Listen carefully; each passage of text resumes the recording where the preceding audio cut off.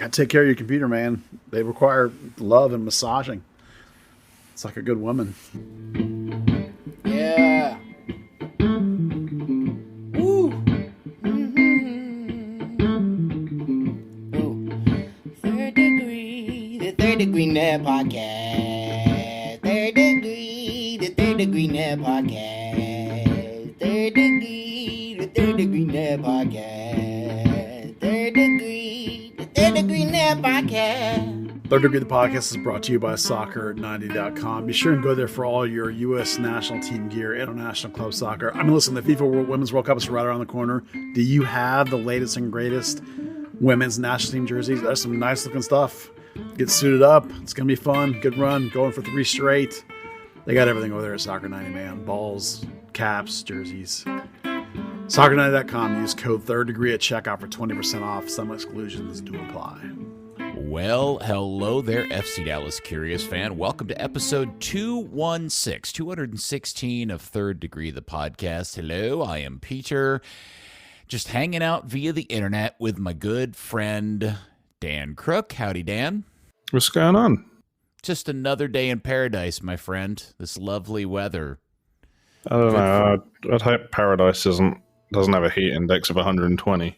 Weight reduction program we're all underneath right now. I wish. And your hero, my hero, everybody's hero, the amazing Buzz Carrick. Come in, Buzz.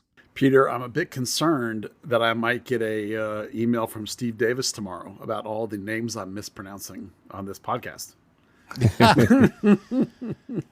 It was funny when I... So for those who aren't aware, Steve Davis posted a small tirade on Twitter the other day admonishing media members for mispronouncing... As broadcasters. Broadcasters, but yes. Okay, broadcasters for fair. mispronouncing player names repeatedly over a long period of time, despite there being pronunciation guides. And I, for a hot minute, misread Steve's thing because I thought it said it is pronounced Tafari. And I thought, man, I've been saying Tafari forever. I swear it's Tafari. Yeah, it is. And it took me a couple of minutes to realize that, no, in fact, we have been saying it correctly all this time. So, Well, the one that annoys me is that I've been watching Tarek Scott for 3 years before he signed in the academy and calling him Tariq Scott to coaches, to parents, to other players. And nobody once said, it's not Tariq, it's Tarek. It wasn't until he signed and they put up the little audio thing that he says it. I was like, what? Damn it. Well, that's a problem for me because in the media game, he was my manager, and I repeatedly referred to him as Tariq. Well, that's awfully nice of him not to say anything then, I Yes. guess. Yeah. So now that I officially know that it's not pronounced Tariq and it's pronounced Tarek, I probably owe him an apology next time I see him. But again, I'm a guy with a last name nobody ever gets right, and I'm never offended by it. So maybe I'm not as sensitive to it as I should be. So there you go. People get mine wrong the very first time, and I have to correct them. But what do people get wrong about yours? Carrick. Oh, Really? Peter. Yeah, there's no E in it. So it's people say C-A-R-R-I-C-K, Carrick, instead of Carrick. You know, even though there's famous people named Carrick, so it's, relatively. So it's not uncommon, but That is weird. It's only consolation having a silent E in your name is, yeah, Crookie. So what do people get wrong about Welpton?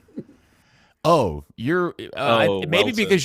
because you're English. It's more obvious to you, but people pronounce it Welpton, Welton. Nobody ever gets it right on the first try. And because it's such a rare name. I mean, I'm literally the only Peter Welpton in the Western Hemisphere of Earth. You do realize this, right? Wow. I'm the only one. There is nobody else named Peter Welpton. And the only other Peter Welpton I can find is a guy in England whose name is Pete Welpton. Well, you would think Buzz Carrick would be pretty damn rare, but there's Is it another not? one. No, it's pretty rare, but there's one or two on Facebook. So I was shocked when I saw somebody with that same name because Carrick's a pretty rare name. There's probably less than 50 Welptons, period, in the United States. That's more rare, yeah. So we've just learnt that you two spend all day Googling yourselves. Don't you? No. Oh, man. I have a Google alert but that's only for like pingbacks and stuff on articles. Well, to be fair, I do spend a large chunk of my time on relatively often social media type platforms doing what we do. So, Yeah. you never Googled yourself, Dan? No. Okay. So maybe I don't know. I'm gonna do it now though. Yeah. Okay. Man, it just feels like we're vamping here to avoid the elephant in the room. Did something 3-0 in Austin. I don't know what you're talking about. I don't remember 3-0 in Austin game. The pantsing. I mean, look, we pantsing, all yeah. knew it was going to happen, and I think I think there's probably a lot of people that would say it was probably lucky that it was just 3-0. And I'm just going to admit straight up front, I had a dinner last night and I didn't watch the game. And then I saw the result and all the awful things said. So I just decided not to watch it because I don't need that kind of mental torture in my life right now. So I'm going to depend on you two to tell me just how bad it actually was, Buzz. Pretty damn bad. And not just that you were like missing relatively important pieces like Jesus Ferreira and guys that have been missing for quite a while now, Paxton and Paul Arriola and up until now, Leggett. It wasn't just that you were missing those front pieces. You arguably had your first choice back 7, if you will. Granted, it's a double 6 pivot, may not be your first choice, but you know, for defensive sakes, Edwin and Facundo in front of Farfan, Nkosi, Ibiaga, Giovanni. Now, if you want to argue Giovanni, that sounds like a starting defense for this team for It is. more times than not. yeah, I mean, you could if you want to make an argument about Tuamasi Giovanni, whatever, you can do that. Pause behind them. That's arguably your back 7. You know, certainly if you're playing a double pivot with 6s, that's your back 7. And those guys got smoked for 3 goals in the first half. Now, yes, being able to relieve pressure is part of that. And that's the whole dysfunction on the front half. But you still ought to be able to have less than 3 goals in the first half. And when the coach starts the press conference with, I don't like making excuses. We need to be better. Our defensive focus needs to be better. You know, that clearly was a problem. We expected the offense to stink. We didn't expect the defense to stink. Not when this is a defensive first coach, when he likes to go on the road and grind out results and keep it tight and not let goals in and then go for it at the very end. This was nothing like that. This was a shellacking from the get-go across the board. Again, this year's the year of the word mentality, right? So there was a lot of flatness, a lot of not great mentality, not a lot of positivity, a lot of passiveness. You know, all that led to pretty much a romping. Thankfully, they have a week and a half now to try and find some good form. When I saw the lineup image before I went to dinner last night, I thought to myself, if I had taken this image and traveled back in time to January 2023 or February 2023 and said, in the middle of the season, the second time you play Austin in Austin, this will be your starting 11, your reaction probably be, man, something horribly wrong has taken place. Has there been a plane accident of some sort? Because this is not a starting 11 that anybody would have looked forward to several months ago, Buzz. Well, and the fact that you started 4 fullbacks. Yeah, it's not just that necessarily. Well, that's a big part of it. You know, it's when you have a double 6 pivot, you need some progression and some build forward and some electric play out of your wide midfielders. And they had Junka, as you say, left back playing left mid. They had Colin Smith recently recalled, who's a better defender than Giovanni, by the way. So why not flip those two? That's a good question. But he's over there playing on the right. And when he does go forward, he's very direct. Giovanni's a better attacker. And then you have up on an island, you have Alan Velasco, who you're relying on in this game incredibly heavily, and Herbert Indole, who's hardly played at all, really. And while you see some tiny moments of what you like out of him, he and Smith both should be in the championship, if not the MLS Next Pro, right? They shouldn't be playing in MLS at all. You know, Junka's starting out of position. You know, Alan Velasco's now starting out of position. Again, they break a second position to fix the first position. You know, it's just across the board. The whole front was just completely out of sorts. The fact that they managed to get 6 shots in the first half was kind of a miracle, honestly. And they actually had 2 of them on net. It was remarkable. I couldn't even imagine how they got that many, because it felt even worse than that when they were just bleeding out the back end with the goals going in right and left. And if it hadn't been for Paz, it would have been a lot worse. Paz was not flawless by any means. He made some mistakes, but he also made like 4 massive saves. I felt like it could have been 5 or 6-0 at halftime. It was so bad. It's a weird. I mean, look, it's a terrible loss. I guess the only way to come out of it is, well, we didn't assume we were going to win this anyway. But it also sucks because it's against Austin, who have been terrible all season, and you just worry it gives them some sort of weird jump start, right? And along with the fact that Houston now has gotten good again, Dallas is just not the best time of the year, is it, Dan? No, the FC Dallas summer swoon has long been a thing, and we're looking at the potential of that being there again while everyone starts to get a little better. We started the season thinking, team kind of stood still a little bit in the off season. The start was better than anyone expected. Well, here's kind of where things start to settle up, right? Yeah, to be clear, they've now lost 4 of 5, and the next game's against LAFC. So, there are no ties in there. That's 4 losses out of 5, with the one being the half game against St. Louis. When you're able to not even like a kickabout. So it's not that this is going to make anybody feel better, but at least they're not still in 4th. Yeah. at least what we think is the vibe, the overall vibe of the team is now starting to show up in the standings, because it was very confusing up until last week. Yeah, I mean, they've come back to where we talked about them at the beginning of the year, right? I mean, we talked about them as being 5, 6, 7. I think most of us, this is kind of where we expected them to be. Mm-hmm. But remember, the Western Conference is so tight. Again, you're looking at those points, everybody, not the top 3, but even if you include that top 3, St. Louis is on 29 and Houston is on 27 and Dallas is on 26. So you're talking about 3 points from 2nd down to 7th. And then if you want to go down to like 12th, it's at 20 points. So it's less than 10 points from 2nd to 12th. So 1 or 2 games dropped and you drop like a stone. I mean, this team could really quickly go from 4th to 10th with a few more weeks of injury. The MLS in general has so much parity. Even the very best teams like LAFC, still has 3 losses, and the very worst teams only have 9 losses. Mm-hmm. So, everybody is somewhere in this vague gradient of just average most of the time. Dallas is effectively 500. They and a bunch of teams are all right there hovering around 500. So yeah, the frightening part, and Buzz, you did say they had lost 4 of the last 5. The problem is the one they won was that weird short halftime makeup thing against St. Louis, which feels like the one that you should take out. The last time Dallas won a full 90-minute game was over a month ago, the 2-1 win over Vancouver. Yeah.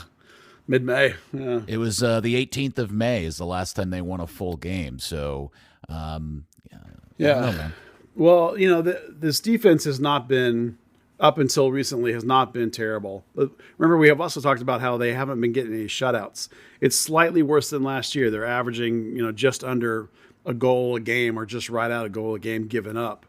Well, that means your offense, if you want to win games, has to score twice.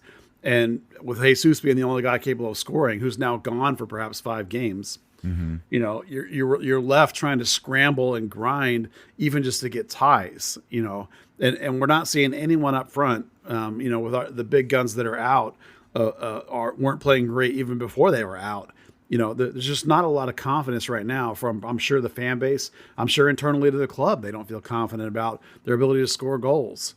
It's probably not a good sign that the only 9 they had available, they didn't bother to start, which is not that great of a thing to have happen. But, they're in a real mess. The window's about to open. Maybe the guy they signed can provide a little something. We'll talk about that probably later. But there's not a lot of bright signs here that it's just going to be like a game or 2 and it'll be fine. I mean, this feels like it could be, at least until Jesus comes back before you can get this thing going the right direction again, because no one else has done anything all season. So at least I suppose if there's a bright side to this is that you did see Leggett again, who subbed in with about 20 minutes left in the game. Again, I didn't see it. Is there anything to his performance that should give anybody a feel-good thing to hold on to? Just that he got in the game. Just that he got okay. Yeah, I mean, look, if this team's going to be any good, he has to be good. It's not just that Areola needs to be good. Lletget has to be good. If Legget's not good, then there's no goals or assists out of midfield at all. Right. So you need him to be good. And it's not just the physical, it's the mental from the first half of the year because of his high profile breakup or not, or whatever it is. Right. Unless he can get his head on right, this team has very little chance to be good.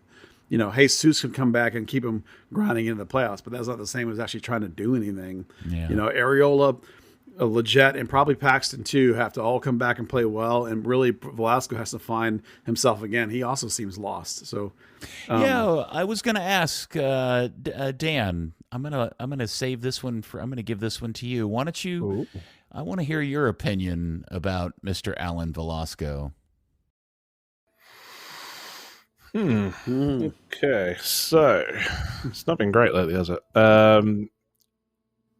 He really thrived in that offensive trio while Jesus was firing, while Paul Arriola was there.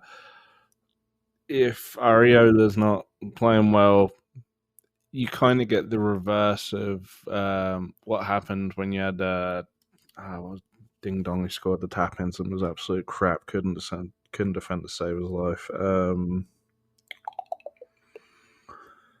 I always forget his name. The Belgian fella. Anyway, the Belgian guy who was Fabian Castillo's kind of replacement wasn't particularly quick. Teams just kind of laid off him. He wasn't a threat. He was never going to have the ball, but he'd nip in. You mean the Hungarian kid? No, that was Sheen. Oh, okay. we're going way back. Like Ricardo Villar, is that who you're thinking of? No, it was 2017.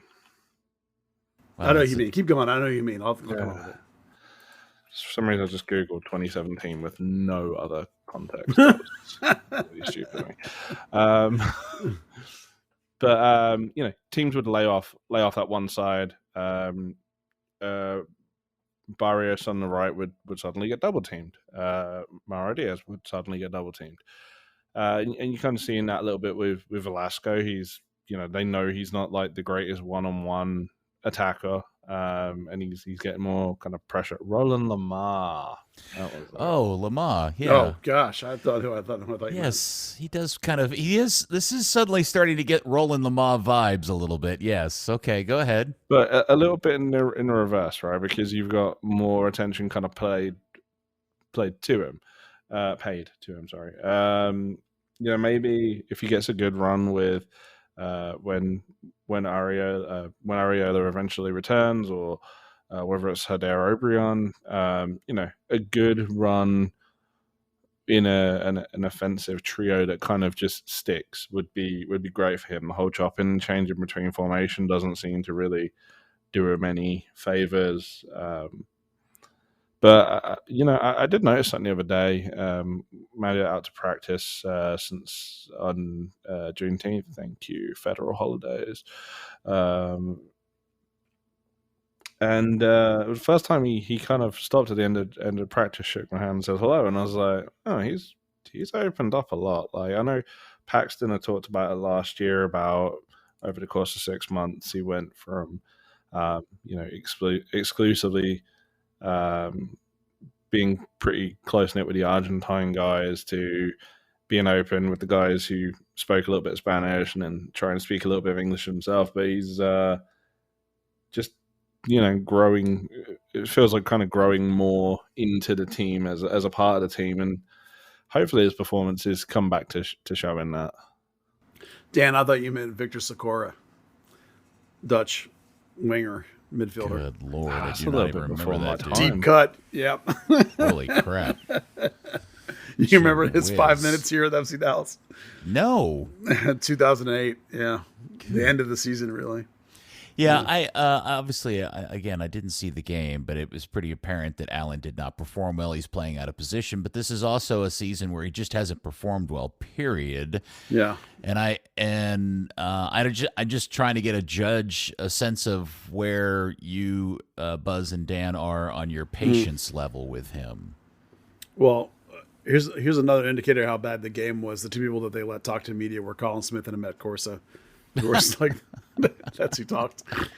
They got forced to talk. But I mean, of course, there's an obvious one. Yeah, he did get in, but that's not the point. The point is Velasco. So,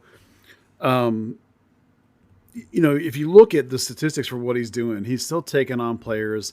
He still wins duels and comes back and does some good defensive things. He still passes at a higher rate. He's an aggressive going guy, guys. There's a lot of good in the stats that make you think there's still a lot of potential there, but it's not connected or impactful. The choices he's making are poor. I'm not going to say inexperienced. He's got plenty of inexperience, but they're not helpful. Passes are going slightly behind guys. Shots are going wide. He has almost no left foot at this point, and teams are heavily cheating him to the right, and taking away that shot when he would cut inside. The only way he can even get it off now is have it go, 5 yards wide of the goal. We haven't seen a good free kick out of him lately. He's not the last pass or the last touch are not finding people in the goal. There's still so much that he does that you're like, man, I can't wait for this guy to get good, but it's not there yet. And I don't want to trash him too much because honestly, when you look at the lineup card, the only way they were going to win that game was if he did something spectacular. There was nothing else available in that game that was made you feel like you had a chance to legitimately score. And then Sam Junko, of course, had 2 shots where he could have and should have scored, but didn't because he's a left back and not a striker. I do wonder with Velasco how much of it's psychological. He was part of a high profile 3, thrived in it. You lose, Areola kind of drops off. Suddenly he's one of 2, starts tailing off a little bit. Now he's the guy. Yeah, focus of the defense. Even once Areola was playing more poorly and then got hurt, and Jesus was still here, and Orban was still here, he already had more focus, and now he has all the focus. I mean, forget what the other team's doing. What the fans thinking, what the team's thinking, what the coaches are thinking. That's a lot of pressure on a guy who, we're only a few months away from. You'd see him in his locker, and he's kind of like, chin down in his chest, kind of minding his own business. And it was kind of the same with Mauro Diaz quite a lot. Quiet guys who, someone like Jesus is kind of built for dealing with the pressure. Jesus is from here too, right? Like Jesus grew up in that environment, so he knows what to expect. I mean more his personality. He kind of takes all that stuff on the chin. Yeah. And I just, I'm not sure that maybe Velasco is or is yet. Well, I mean, he's a kid, right? And he's in a foreign country and I'm assuming he's still here by himself, correct? He has some family here for a while, but I don't know if they just did a long vacation or they moved here. So he might be back on his own again. I actually don't know. It's an incredibly difficult challenge for sure. to make the move that he made. Like Buzz said, no one's trashing him at all. It's just we're trying to identify, where the $9 million is going. Well, yeah. I mean, look, here's the deal, guys. I mean, we're still fans of this team, right? And we want the team to perform. He is the most expensive purchase this club has ever made. And we're now into, I mean, how many months has he been here now? How long is it? We're in his second season, halfway through his second season? Yeah, over a year. Yeah, so I don't think it's unfair to ask the question and take a measurement of where we are with him so far. How do you feel like there's been enough progression to feel like there's still a lot of reasons to be hopeful that he will turn into the player we all thought he would be after that first Nashville game? Because in my mind, there's been, after the Nashville game, there was a lot of like, whoa, wait a second, there's a lot of growth and work to be done here. And I'm just not sure we're seeing it, the progression of it as quickly as you would like to for the club's most expensive transfer. No, I would agree with that. He definitely is not progressing this season, I don't think. But then I think a lot of it is the circumstances. As we've talked about, the other players getting hurt and all the attention coming on to him is not helping. But I definitely agree that we're not seeing improvement it's all still pretty good, but it's not any better than it was a year ago. And that kind of worries me a little bit. I would have thought year two, he'd be going gangbusters by now, and that's what I mean by what's missing is that connectivity. You can be pretty happy with the overall talent you see on display. And this is something we talk, it's not just him that we talk about this. We have these conversations about other players too. Paxton's the same way, right? Not enough on the score sheet. Sure. Leggett this season, not enough on the score sheet. Now him, we give it down a lot of it's mental, right? Areola last year, great. This year, not enough on the score sheet. Like there has to be other people getting things done. And a guy like Velasco, you'd like to see that pop up in things like key passes, assists and stuff like that. You're looking at a guy with 2 assists on the season, and he's played 16 games, 2 goals and 2 assists. That's not what you would expect out of a guy like that. The fact that the second highest key pass player on the team, number 1 is Jesus because he takes all the corners. So that bumps his key passing up because it creates shots. Number 2 is O'Brien, who doesn't even start. So it's like, there's a complete disconnect. And again, not just Allen, it's Paul too, for that matter, but he's not playing though. So now we're looking at Velasco. We're not seeing the impactfulness that you want to see with that kind of talent. Oh yeah, no, I think part of this reason why we're even having this conversation is because he's the only guy left out on the field, right? Yeah. I mean, the real story of the season is that 3 of your most critical players in the midfield, or at least in the attacking half of the team, have been out for what now seems to be an impossibly long amount of the season. I know Paxton's only been out for about a month, but I can't even tell you the last time I saw Areola and Leggett play soccer. I honestly don't know. I mean, it feels like they might have played 1 or 2 games at the beginning of the season. Both of them at the last game in Austin.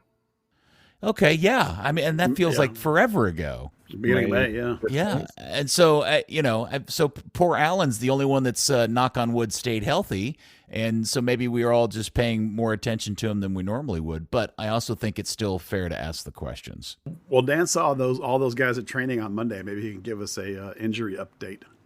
Well, before we move on to practice, I just want to make sure, is there anything else, Buzz or Dan, about the game that we should, I mean, is there any bright upside to the game? Endelay's performance, Kamungo, no. any of those guys, anything? I'll bring up Kamungo. I thought, I understood the idea of like a travel back from Tanzania is literally going to be over 24 hours on planes or waiting in airports. I get you that's going to be a behemoth, but that kid is so young and healthy. He should have been able to walk in my opinion, and play. And what I saw for the limited time he was on the field, again, looked interesting to me. He was the most interesting player from that game for me, in terms of like, other than just getting Leggett back. He was the only one where I thought I liked what I saw, even though it was a very short period of time. But it begged the question, like, if you needed some offense, he scored a boatload of goals and assists last year at North Texas. I know, big step up. But if you're going to play Endelay at forward, you easily could have played Kamungo at forward, in my opinion. I don't buy this. He couldn't have done it getting off a plane. Since you were willing to play him, you might as well have been able to start him. So I know this coach is big on that, but he made it back the day before. So I don't know why you couldn't have put him in. That's my biggest walk away from him with him. The only thing I'd assume there is he gets back, probably doesn't train because he's get him back. They immediately get the flight to Austin, and then it's like, not even having him in the walkthrough. Team concepts, I guess, but it's mid-season. It ain't spring training. I just wonder if there's like any, there's no way to gauge his fitness if he doesn't even, put on a training kit. Yeah. Well, as Buzz promoted, Dan actually went to practice on Monday, which, Dan, you haven't been able to do in a while. So why don't you feed up a little Dan practice report, please, sir? For sure. Just before that, though, I think one other bright spot was Sam Junker. You haven't had a guy, mourning the loss of Ryan Hollingshead was as much a thing of, oh no, crap, there's a player gone from this position. Throw Ryan in there. Might not be, amazing, but serviceable. I think Sam Junker now has played striker, left wing, right back, left mid, right mid. I think he even might have jumped in at centre mid for a minute somewhere. he was probably not necessarily statistically, that was Alan Velasco, but I think really in terms of like the eye test, he was potentially the most dangerous player out there. Okay, he should have had that one at the back post late on, but that's a left back finishing like a left back, as Buzz said earlier. I just think for a guy that's kind of come from the Dynamo's development team, he's actually become a pretty serviceable piece in the roster without spending anything, which is kind of impressive. Yeah, to be fair, he had the best XG after Velasco, if you're into that stat. Anyway, practice. Got in there on Monday. Saw a lot of defensive. Everything was very defensive. A lot of focusing on set pieces too. But really, I think the key thing was seeing the Jet train totally normally the whole session. Obviously, we saw he then came on as a sub. I wondered if coach was going to risk starting him because, he did the full session. He kind of did it with what you would consider the starters at the time. Paul Ariola and Paxton Pomacole were both jogging over on the side the whole time. That's positive. They're at least out there. They're not working in the gym with a trainer.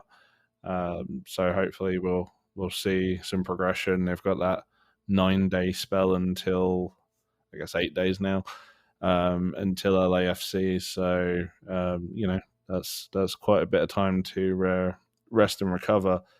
No Tsiki, no Emetumase. Well, let me jump in on Paxton.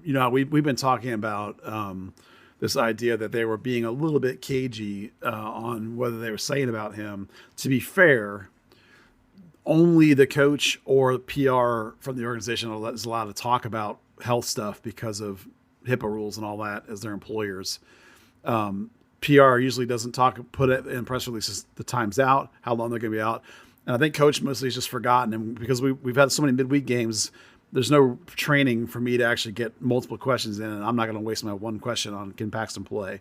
So no one's been asking like how long Paxton's out. But I finally found somebody that knew the answer.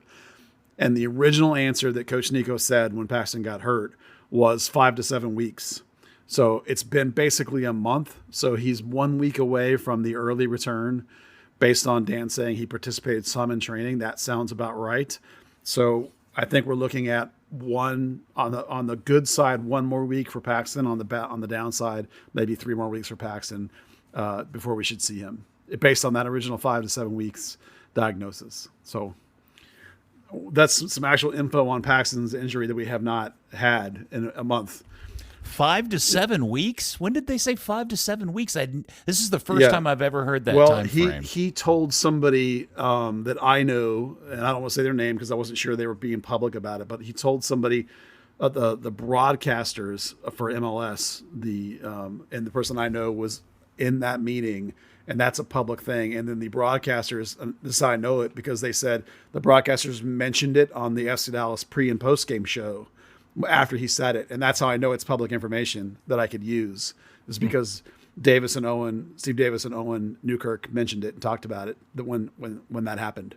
So even though the rest of us didn't get the 5 to 7 weeks, the broadcast did, and the broadcast said it, the FC Dallas broadcast. So it is public info. I'm not getting anything out there that's not important. Yeah, that's crazy, because I feel like if we had known, or if I had heard 5 to 7 weeks from the jump, I would have been a lot more freaked out about Paxton's situation than I was initially, right? Which was, he's got a little quad thing going on, and then he just never, and then he like ghosted everybody, what feels like now forever, and that's why you get to go into the point where like, what's really going on here? When all along it was like, no, we told you from the beginning it was 5 to 7 weeks. I thought he was like day to day when it first got us, a little quad thing. I mean, that's what I thought too. He had a rest game, remember? And he came back from one game, and it's like, I had a little quad thing. I was like, I'll be back next week. You know what? No, it's been, originally it was a 5 to 7 week diagnosis. So, again, that's the thing, is like the PR is not going to put that in there. So unless you happen to catch coach on a day he remembers to say that, Because sometimes on those Zoom calls, he's rattling through everybody really quickly, and he's also trying to ask some bigger question because people ask like 3 or 4 questions at one time because they're not getting the time that they would want ordinarily. You should have come on the Zoom call on Monday. I was the only one there. Yeah, the one I didn't know about because it wasn't in the press release. Yeah, they stopped putting them in. I don't know how you knew about it. Because I was at practice and I was asked, "Am I gonna jump on it?" And I was like, "No, I'm not gonna." And then I was. Yeah, that's how you knew, right? Was you were in practice? Yeah, nobody else knew. That's why you were the only one there. Isn't it fun when you get coached by yourself? That's the beauty of when I love going to practice because he'll talk to me for 15 or 20 minutes by myself. It's awesome. Shh, don't tell anybody. Yeah, don't give up Buzz's trade secrets here on the pod. Christ almighty. Okay, anything else from practice, Dan, that we should talk about before we move into the other news? No, I think I was a little bit surprised to see everything was so defensive, but with the number of bodies out on the attacking side of the ball, they drafted quite a few guys in from North Texas SC. Maybe not that surprising overall. I will say there is a really funny thing. There is a walking boot that seems to be working its way around stuff. Drew Keechun had messed up his ankle or something a few weeks back. He's walking around with a wrap now, but I think I don't know if he had surgery or whatever, but yeah, if you ever see him before games or at practice, he is so involved in every drill. So seeing him kind of having to participate in the walking boot was pretty funny. He's now out of that. Nacho Pereira has now rolled his ankle and is in a walking boot instead. So we'll see how long it takes for that to work its way around to Nico.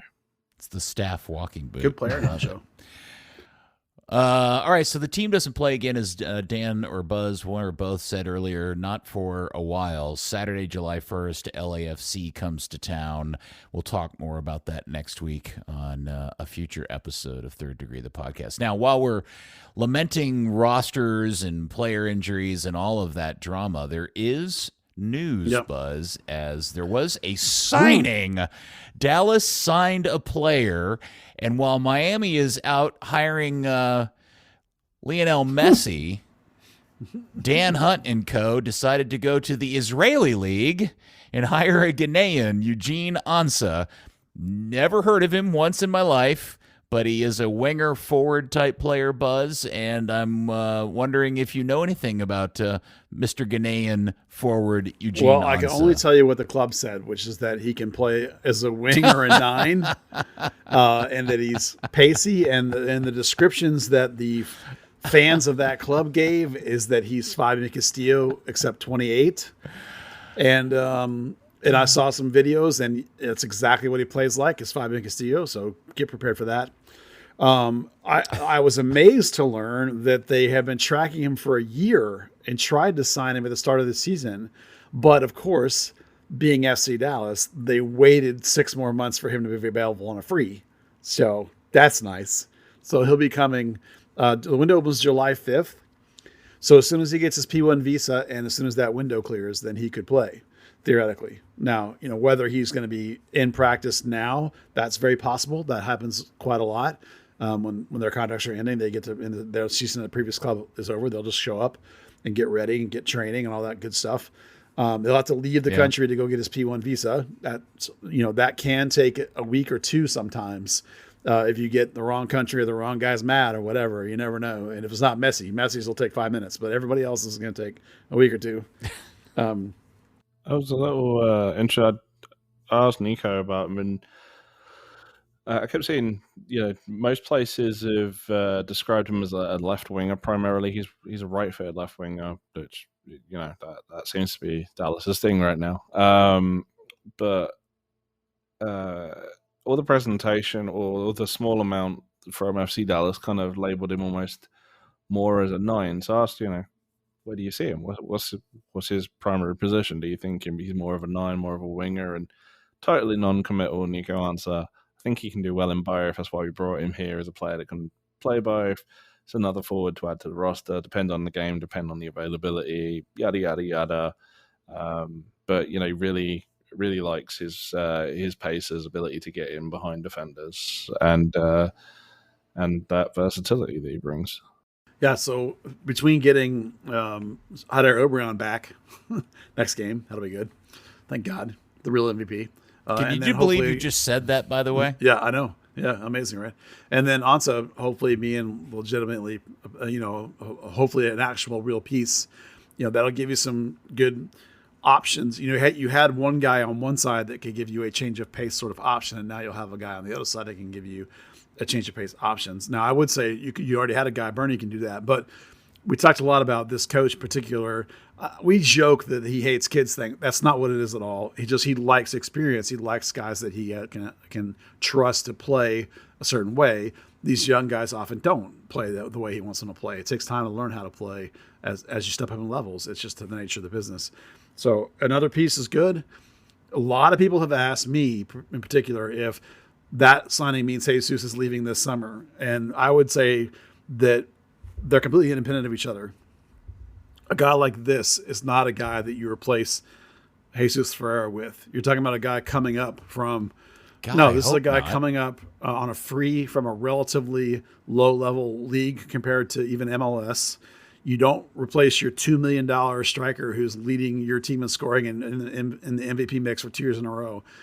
A $2 million guy like that doesn't get replaced by a 28-year-old journeyman from the Israeli league. Right? This is not the same caliber player. So it's just a piece. It's a piece that they're really happy to get, I'm sure, because of the call-ups and the injuries that they've had. They have said from back in the spring, they talked about looking for a piece at wing.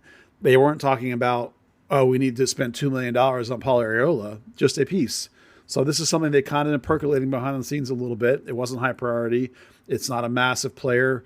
There's no talk about it being a TAM or GAM kind of signing. So, you're probably looking at Oberon or less kind of money, which is that veteran journeyman kind of money, Hollingshead money, or Oberon kind of money, that sort of middle chunk of the roster. So hopefully it'll be a good piece.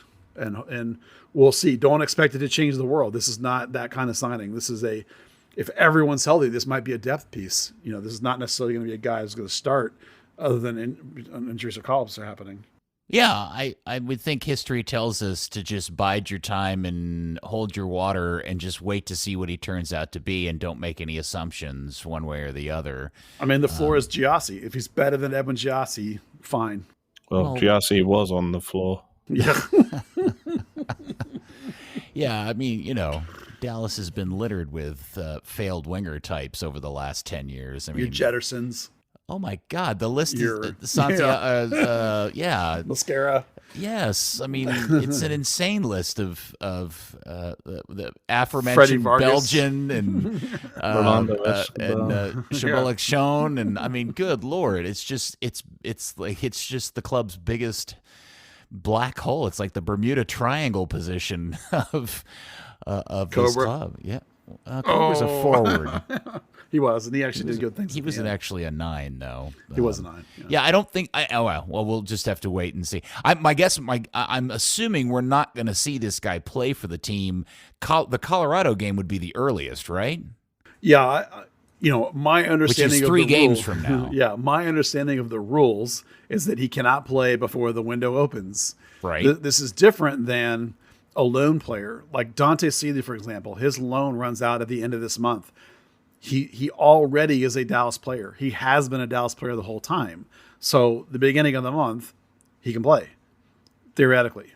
This guy has to wait for the actual window to open unless you get some kind of waiver release from his prior club. That can happen. He bought his contract out, or he was actually out of contract. Yeah, because again, the same thing is you have to wait for the window to add him. There have been weird cases where he kind of has to be free before the window. So right now, he's not free. It's because his contract won't technically end until the end of the month, right? So yes, there's weird cases where maybe we could be wrong, but the rules as they should be run means he won't be available until July 5th. I know there's a lot of ifs, ands, or buts in there. This is MLS, right? Crazy crap happens. So Colorado, would be the first game he could play. If the coach even believed that fast he could be ready. You know how this coach is. He's a little slow to integrate guys sometimes. All right, so Ricardo Pepi is in the news. Looks like he's making his move to PSV Eindhoven. I think we're all happy about that, just related to a former player. Seems good. Yeah, and by the way, I just want to congratulate Ricardo for having just the most kick-ass attitude about the whole Berhalter thing. I felt bad for him when he got a little bit ambushed in the post-game interview and was told that Berhalter was coming back. I thought he handled that as well as he could, but I thought his quotes in the days that followed were just super mature and right on tone and just the right thing to say. So I was hopeful about that. He's always been a kid who was very in the moment, very much like, this is where I am, this is what I'm doing, and that's it. And he's always been that way, and I think he carries himself that way even as a pro. And then the other news we saw today is that Reggie Cannon now no longer has a soccer team, as his contract was canceled with Boa Vista because, and I'm assuming this means that Boa Vista not only has not finished paying Dallas whatever the transfer fee was, but they have failed to make payments to Reggie in terms of salary. Yeah. I if I had $1 to bet, you'll never know, but I would bet that he and his agent had all the paperwork ready to go, like the instant they were late enough that they could file. I bet he's been itching to get out of there. It would be my guess. Yeah. So it's like, they probably moved as fast as humanly possible once they miss whatever the deadline is, and I have no idea what it is. Yeah, I was just wondering how many payments a club has to miss before a player can cancel his contract. Do you know, Dan? No, I mean, I would imagine. I mean, it's just a period of time, but there is a European Union law, labor law, that kind of brought in a thing 2 years ago now. It was just never used, but it was the right of a player to actually cancel their contract. And I think it works out like if you have 2 years left on your deal, you can give notice like you would a regular job. There's some extra protection around, so people don't just lose money for the sake of it, but he has 2 years left on that, or he had 2 years left on that deal. So I would wonder if maybe they were a bit cute and kind of doubled up there to get him out of a bad situation. Yeah, I wonder where he goes. He obviously is not. Huh? Luton Town, please. Yeah, Luton. sure. Yeah. Well, they did, I saw the news that they loosened up the rules over there about, the requirements related to how much you've played for your national team and stuff. And the first player that came to my mind who would have benefited from that at the time was Reggie. Well, I remember when he went to Boa Vista, there were some teams in the championship that were interested in him because he couldn't, if I remember correctly, he couldn't quite get the Premier League level, but he could have gotten championship level. I think if I'm trying to do that from, tickle in the back of my brain, but it's the same criteria. Yeah, the he criteria was missing the U.S. national team appearances to get the number of points to get him over the line. Okay. Yeah, the rule change that's been enacted isn't the change in the requirements. It's just in the number of players that don't have to qualify for those requirements to fit into a team. Am I saying that correctly, Dan? Yeah, that's correct. It's four players for Premier League Championship, 2 for Leagues 1 and 2. Do you remember him? Do I remember correctly him getting hurt right before the Gold Cup and that costing him the caps that he would have needed? Probably, maybe that's why there were teams in the championship. It's weird because it's 40% of games over a 2-year period. He was only a pro for a starter for FC Dallas for 2 years at that point. Yeah. Yeah. Well, it'll be interesting to see where he ends up. I'm sure he would love to stay in Europe, but I'm sure there's also a couple of MLS teams that would love to have him. But there's no way he's coming back to Dallas, I would assume. I mean, I can't imagine that he wants to. I'm sure he wants to stay in Europe. I mean, even if he wanted to come back, Dallas isn't going to. Right now, he's probably close to $1 million in salary. So Dallas is not going to spend that at right back. Not when they have 2 other right backs. Now, if he was going to be interested in being a center back, I could see them being interested, perhaps. But I don't think he'd be interested. Yeah. All right, so there's all of that. Buzz, you want to talk about what's this story I see about some Argentinian kid? Yeah, so that percolated up the last couple of days on the Twitters, in the silly season. Originally, it was just talks about him coming here, but then a report hit this morning from a guy who's a reporter down that way with, 250,000 followers, right, which adds a lot of legitimacy when a guy of that kind of follower base reports something, that it's a 3-year deal. He's a 19-year-old kid from a club called All Boys, which is a Division II team in Argentina. He's a striker, attacker, and from the vibe of their fans, apparently he was their best prospect. He had played for their first team. He came up out of their 20 team and made it into their first team and played a few times with their first team. Apparently, however, they failed to get him to actually sign a contract. So he basically was walking around playing without a contract, and Dallas basically was just like, sweet, come to us. He's like, done. So there's a bit of a, like he said, she said, on how that happened and whether or not Dallas may actually be paying them some money. But again, this is nothing that you'll never see Dallas confirm anything like this till it's official, and nobody here will know. You know, it's all coming out of Argentina. But his name is Laturo Taboda, something like that. You know, a 19-year-old striker, 3-year deal on a 19-year-old striker. Now, this is the kind of player where, like, he could be Alan Velasco too, or he could be one of these stiffs that we see show up for North Texas and play 5 minutes, you never see him again. Like, we don't know. But a 3-year deal, they usually don't, even at North Texas, they usually don't do 3 years unless they think you're a pretty bright prospect, like Hope Aveu. He's the only one I can think of that got 3 years at North Texas. So it either is a big investment at North Texas, relatively speaking, or it's a prospect for the future for Major League Soccer.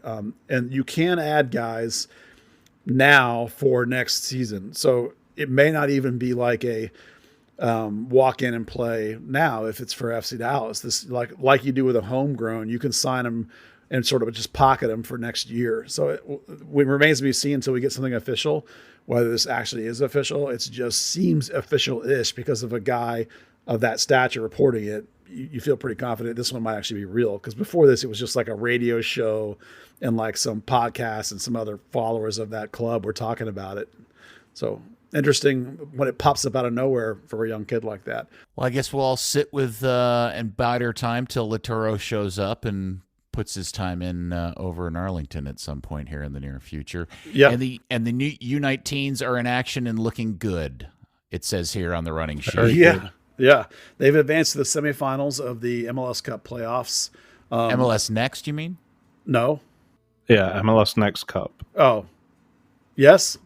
I thought you were sneaking the word pro. The stupid names of these leagues are dumb. They call it MLS Next Cup playoffs, so it sounds like the MLS Cup playoffs, which is bad branding, in my opinion. But they're into the semifinals against the Revolution. They play at either 8 or 8:30 tomorrow, depending on who you ask. It's going to be streamed. It'll be on Apple TV. I'm going to turn it on at 8 and see if the game's on at 8. Julian That's something you're going to be up at 8 o'clock in the morning. Yeah. I'm getting up. I'm not going to drive to Frisco. I'd have to leave at 6:30, but I'm going to watch it on Apple TV. It's being played here. Yeah. Oh, okay. The whole playoffs is here. Oh, that's right. That's right. I knew the showcase. So I'll give you, if you like high-level youth soccer, there's some amazing youth soccer being played right up the street from you here right now. You know, I only care about the FC Dallas part, but they're playing the Revs in the semis, and it'll be on TV. And it's like Diego Hernandez is playing so fantastically for North Texas right now. Julian Eyestone's playing keeper for them, even though he's a U17. He's playing for the 19s. You know, it's a pretty quality side, and they got a chance to win in the Final Four. So. Who are the other semifinalists? FC Delco and Weston FC, which are two really, really good non-MLS clubs. Really? Yeah. Who have they gotten past so far in the tournament? Oh, man. Do you remember it at all, Dan? I can't remember who they played. No, I haven't looked at that side at all. They played Miami Rush at one point. They played, man, I don't remember. You know, okay. There's not as many MLS U19 teams because a lot of MLS teams there are 19 programs that just move everybody up to MLS Next Pro. But there's still a lot of really good teams, you know, and Dallas always picks up 4 or 5 guys at the 19s because they move dudes up to MLS Next also, and they fill out their 19 team with guys from other clubs, you know, including from Solar and Texans and stuff like that too. So they're pretty good, and they're playing really well, and they got a shot to win it all. You know, they're one of the better teams left, in my opinion. So watch it tomorrow at 8 or 8:30, whichever time it actually comes on. All right, and to close things out, a little bit of kit talk. So what is this ongoing noise I keep hearing that MLS has done some sort of deal with Marvel and they're going to release Marvel-based kits? Is every club going to get like a Marvel character-themed kit? Well, there's some generic MLS Marvel stuff, and the 4th of July warm-up kit looks like a Captain America stuff.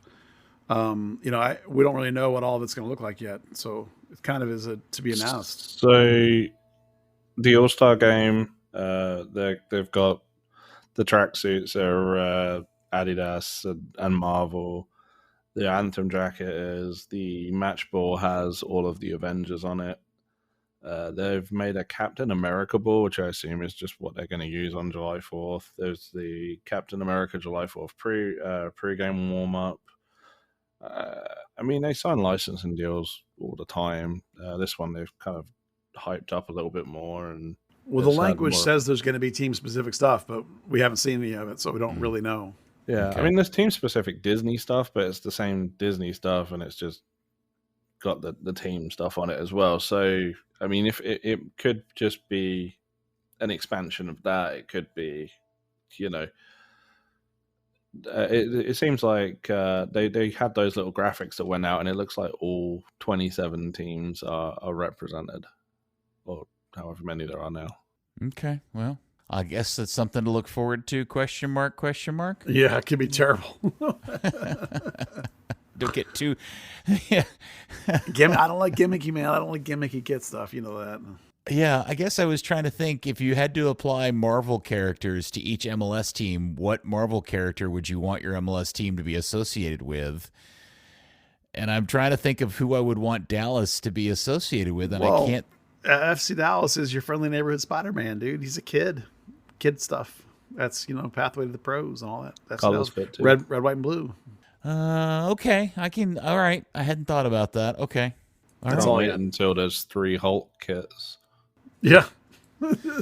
Sure. Exactly. All right. Well, very good. Well, there's a solid hour of FC Dallas talking, and trying to get past all the sourness of last night in Austin. Can I trumpet my Academy signings post that I did this week? Yes, please do, Buzz. I'm sorry I failed to refer to that off your list. Well, it was time for my semi-annual, that's twice a year, right? I didn't screw that up. Academy signing list. Funny enough, I did screw it up because last winter they so quickly signed Norris and Tarek Scott that I didn't even actually bother to do my winter list because they went and signed 2 guys really fast. So I skipped that one, but it's back again. And if I could just real quickly talk about the future. The number 1 guy is, of course, Julian Eystone, who we all know. He's going to Duke in about a month. So clock is ticking fast on that one. Number 2, I bumped back up Diego Hernandez because he's fully recovered from his car accident now, and he's playing really, really well for North Texas. He's going to Furman. I'd rather him stay here. I think it'd be better for him to stay here than to go to Furman. And the number 3, I put Diego Pepe because even though he'd never been in the academy, because if you jump from East St. Dallas straight to North Texas and start playing and scoring there and then go back to the Dallas Cup and score against Real Madrid by knocking down Zidane's son to score, that's pretty damn cool. And I think he's a baller and they should sign him, even because since he didn't play academy, he didn't really have any college lined up that I know of. 4 is Anthony Ramirez, who's I've been talking about for 3 years now. He's the Mexican youth international that plays for FC Dallas. Really good. He plays for North Texas a bunch now, breaking through. And then number 5 is Malachi Molina, who's the U17 right back who plays for Jamaica. He's Jamaica's under-17 starter. So those are the big 5. You can read all about why they're the big 5, and then I even give you an next 5 in my article if you want to. So these are top 5 players that you think are likely to sign homegrown deals. Not all of them, no. I no longer am differentiating between homegrown and North Texas. these are just players I think that should be signed pro deals with the team one way or the other. And I've added sort of a time frame element because like let's say the new Messi, let's say he's 11 and plays for the U12 team. Well, you're not signing an 11-year-old, even though he'd be number 1, right? So it's only guys that I think have a time frame for the next basically 6 months. These are the 5 most likely, in my opinion, that could be signed over the next 6 months. And I'll do this list again in January because the last list, 3 guys out of the top 6 came off the list last time. So now I have a new 5. And so, come January, we'll see which of these guys are signed or not signed, And I always have a lot of fun with that. And hopefully people enjoy the content. So go to the website. It's actually still there. Yeah. Yes. Doing good stuff there all the time. Go to the website. Yay. Yeah. All right, Dan, anything else you'd like to discuss here? Yeah, a couple things actually. I was looking at the bracket for MLS Next Cup. The other two semi-finalists, neither of them played MLS teams. In fact, of the 32 teams that made it to the playoffs, only 6 came from MLS clubs. Well, that's From probably all the the MLS 19s. clubs that are left, frankly. You know, you have to win to get into the playoffs. It's like a top Oh, three or something. yeah. But yeah. Dallas was the 13th seed. Columbus Crew, third seed, went down first round. That would have been an upset. Crew's good. Yeah. Yeah. I mean, a lot of them obviously suffer from the same issue Dallas did. Like the Revs were phenomenal last year. They had Jack Panatiu, the Greek names always get me, who basically single-handedly won the tournament. He was amazing. Obviously signed a homegrown deal. Now he's a pro, so he's not going to be coming back to MLS Next Cup. But anyway, what was another thing? We were talking about wingers and stuff, and there was one that I just couldn't remember the name of, and it was Andres Escobar. And if you pull up his Wikipedia, because I thought, I wonder where he's playing now, it says Andres Escobar is a professional footballer and convicted rapist. Oh no! Oh no! Apparently, that's not funny, but that's funny. No, apparently, playing in Iceland, he's serving 2.5 years in a Reykjavik jail. Let's put it that way. Oh man, I don't know if I could pick him out of a lineup. If no pun That's intended. a really bad phrase to use. Yeah. Yeah. I mean, I remember the name, but man, I guess that just proves the point. There's been so many of them. He was the one that was, I think he was pretty close with Fabian Castillo before when they were both in, or maybe he was close with Barrios. I think he wore 91, if I remember correctly. Isn't that guy? It might be. Yeah. Hey, by the way, this reminds me, related topic, Jesse Gonzalez got a gig. Yeah. Guatemala, right? Yeah. FC Dallas, home of domestic violence. Okay, let's criminals. Let's finish it on a much better topic. There was one good signing that came out of the FC Dallas youth system this week. Athalie Palomo, one of the FC Dallas youth girls prospects, signed with Tigres in Liga MX Femenil, the Mexican Women's League. Tigres, I think, won the championship in the what's the first half of the season? It's Apertura, yeah. And yeah, so I don't think they won the second part, but they will go to the Campeón de Campeones. So yeah, we'll see where she makes her debut. Went from FC Dallas, played at Pitt under Randy and Ben Waldrum, two absolute luminaries of women's coaching in the United States, and good to see that progression. Yeah, that's it. That is cool. I thank you, Dan, for giving us an up note to finish off the podcast. Buzz, anything you got here soon or before we go? If we didn't mention this before, Dante Seeley actually has been, FC Dallas says, is in town and training, so that's positive in the sense of him actually coming back and showing up and trying to make a contribution. Nobody knows where Justin Shea is. Okay. Yep. Maybe at some point we should just stop caring. I don't know. I mean, they need the money, so either that or they need the player, one or the other. So we'll find out end of the month. Yeah, for sure. Third Degree, the podcast, has been brought to you by Soccer90.com. Shop Soccer90.com to get yourself ready for the Women's World Cup. They got all the sweet national team gear, the cool new jerseys for the Cup. They got balls from the World Cup. Man, everything you want. Pre-match tops, they got it all. Plus FC Dallas, of course, North Texas, all that good stuff. Soccer90.com. Use code Third Degree at checkout for 20% off. 20% off. Some exclusions will do apply. All right. Well, thank you, Dan. I appreciate your time. Likewise. Appreciate your excellent hosting. Well, thank you, sir. And thank you, Buzz, as always. Oh, it's a pleasure. Thank you, sir, for being here with us. Yes, happy to do it, as always. Love talking the FCD with my buddies. All right, and thank you, FC Dallas Curious fan. We will speak to you next week before the big LAFC game on another episode of Third Degree, the podcast. It's all going to get better.